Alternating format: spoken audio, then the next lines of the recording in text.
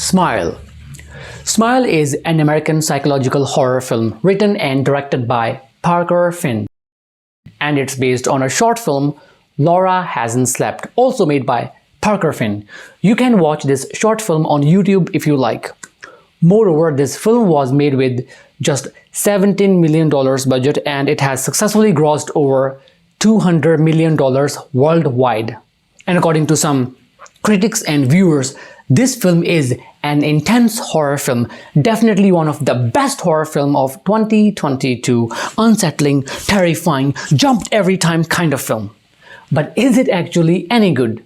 Then without a second thought I can say no, it's not good at all. It's just another trash that you should avoid watching. This film is a horror film with an evil entity haunting the main characters, so I guess it is supposed to be scary. Is it? No, not at all. All we get here is boring characters, a useless story, and some bad and expected jump scares. That you can see in almost every low-budget horror film. If you haven't seen this film, consider yourself to be lucky and please avoid wasting your time watching this crap. Now I'm going to talk about how bad it is. That means the further part of the video contains heavy spoilers. But there's no need to mind these spoilers as this film is a complete mood spoiler itself. Hi, my name is Lucky and you are watching The Sensible Review. Concept. The concept is like this. There's an unknown evil entity that chooses its victim by traumatizing them. And to create the trauma in the mind of a person, it makes its old victim kill himself or herself in front of this new victim. And once this new victim is chosen, it plays with their mind, making it hard for them to recognize what is real and what is not. And also kind of break them from inside by bringing out their wrongdoings, guilt, and all. And it does that for a few days, and then finally it enters into their body and takes the control. And then this evil entity harms the body in a very cruel way in front of a new person to whom it looked like a suicide. And that's how it creates the trauma in the mind of that person. And once that person is in trauma, this thing kind of attaches itself to that person. For this thing, this trauma is actually like an invitation. And then same thing happens all over again. See how original the concept is? It looks like one day Mr. Finn saw a bunch of horror films all at once, and by taking something out of all these films, he wrote the concept and the story. And how can we forget about the most original thing? Smile. Please have a look at this smile and tell me, what do you think? Is it scary or just stupid? I think that Joker's smile was way more terrifying than this one. What do you think? Story. In the name of story, we see Dr. Rose Cotter meets a disturbing patient, Laura Weaver. Laura explains to the doctor that she is seeing something that only she can see. And it looks like people, but it's not. And it smiles at her. The worst kind of smile that makes you feel like something terrible is gonna happen. And then she says, I'm a PhD student, I'm not some lunatic. No, you don't understand. It does things to me. It causes the shit to happen around me. It has taken over my whole life, my mind. No, you're not listening. Oh my God, I'm gonna die and no one will listen to me. And now, pay attention and see how stupid it is. Dr. Rose Cotter says to Laura, it's okay, Laura, please look at me. It's okay, look at me. And Laura, she does look at her like this. Oh my God, it's here. She actually kind of fell backward. I'm not gonna do that. But that scares the hell out of Dr. Rose Cotter and she runs to make the call. And just after that, we see Laura standing and smiling. And with that piece from the broken vase, she slits her throat with a smile on her face. Well, I'm not saying the performance of Caitlin Stacey is awful.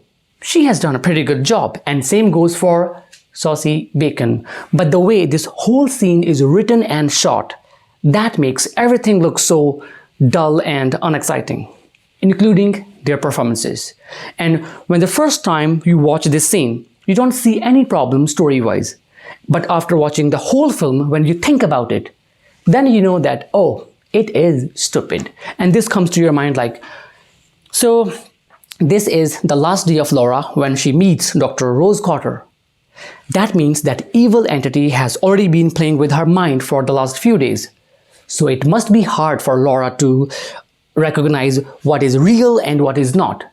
So if this reality and illusions have got mixed up, then how is she able to convince herself that this person she is talking to is actually a real doctor, not that thing?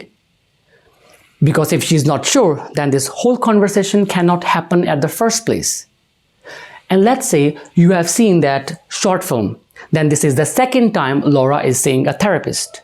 Okay, we can say that this film is based on that short film, not actually what happens after that. But still, this scene has to be intense and scary. Is it? No, not at all. You feel nothing. Only that slitting part is gross. And after Laura's scene, the film becomes so boring. We see Dr. Rose Cotter reaching home, looking at her cat, taking shower, opening the wine bottle, saying, smiling Laura. And the chemistry between her and her boyfriend, that doesn't exist at all. So basically from here on, Dr. Rose Cotter begins to experience all that Laura explained to her. And then just like any other similar kind of film, the investigation starts.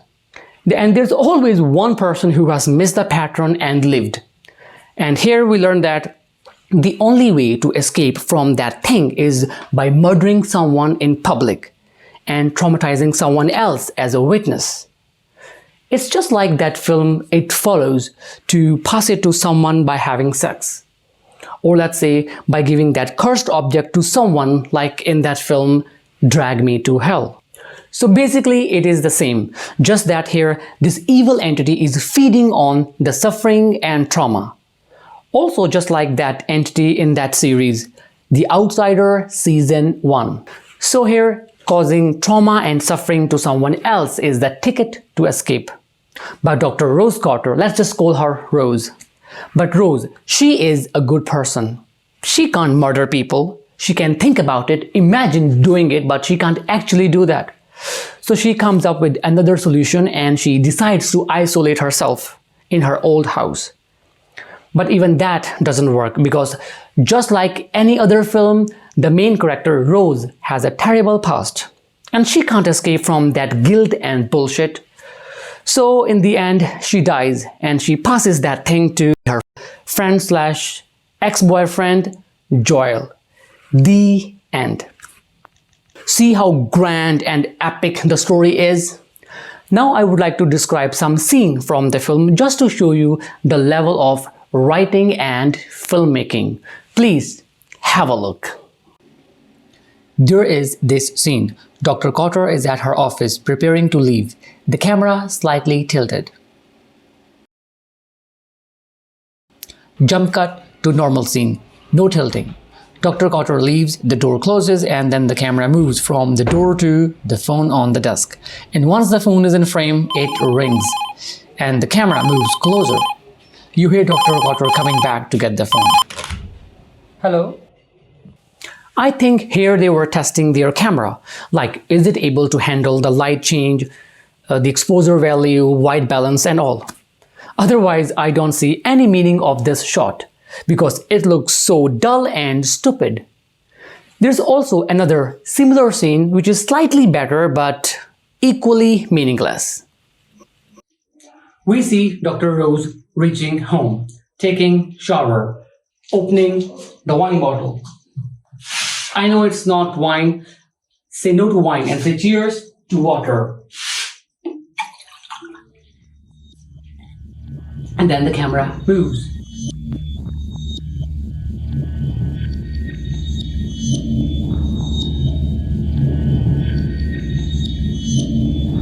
the smiling Laura. Oh, and one very important information. Do you know that this evil entity can see past and future and also mimic anyone? Not just mimic, it's actually a shapeshifter. Let's focus on the future part, mimicking and shapeshifting, and have a look. Rose is at her home because of the door alarm. The phone rings and she goes and picks up the call. Hello? Hi, this is First Line Security. May I know your name and passcode? Oh, yes please. It's the Sensible Review, and don't forget to like, share and subscribe. Are you alone in the house, sir? Yes? Are you sure? Are you sure you haven't let anything inside? Look behind you.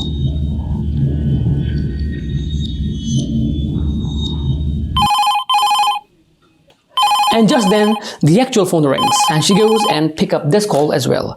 And just see the level of stupidity. Hi, this is First Line Security. May I know your name and passcode? It is the same operator, same voice, and exact words. Okay, one last scene, and it's also the final scene of the film. So in the end part, we see Rose fighting with that evil. And there comes a point and it looks like she has defeated the evil by burning it. And after that, she goes to see her friend Joel. And after some blah blah blah, she asks Joel, can you stay with me while I sleep? And Joel says, of course, I will stay with you. I will stay with you forever. Then Rose, she looks at the door, she looks at Joy, and then she runs towards the door. And when she opens the door, what? She is still at that old house. It is just like that film 1408. And it was all happening in her mind. She is still there at that old house. And at the exact moment, Joel reaches there. Rose sees him and then she runs into the house by saying, no, no, no, no, no. And now that evil entity finally enters into her body.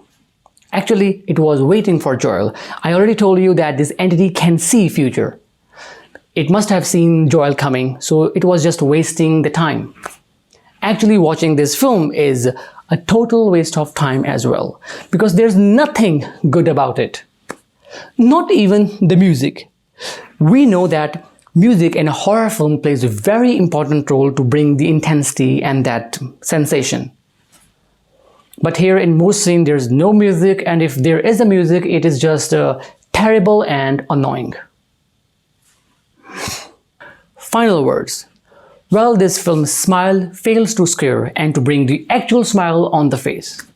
And because of its boring characters, poor writing and bad direction, there's not a single scene in the film that I can say that I totally loved and enjoyed. It's that bad. This film is a total trash.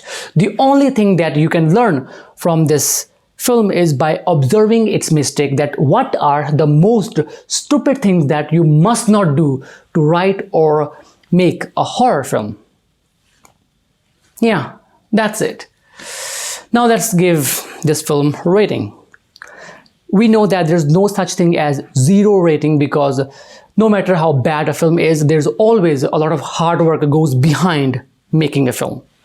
So keeping that in mind, I think 4 out of 10. So that's all for now. I hope you have enjoyed this video. If so, then don't forget to like and share, and please subscribe the channel if you haven't done that yet, and press that bell notification. This is a new channel, so please do subscribe the channel. See you soon with another video. Until then, goodbye, stay safe, stay healthy, and remember, a guilt is a waste emotion. Don't let it define you. Yeah.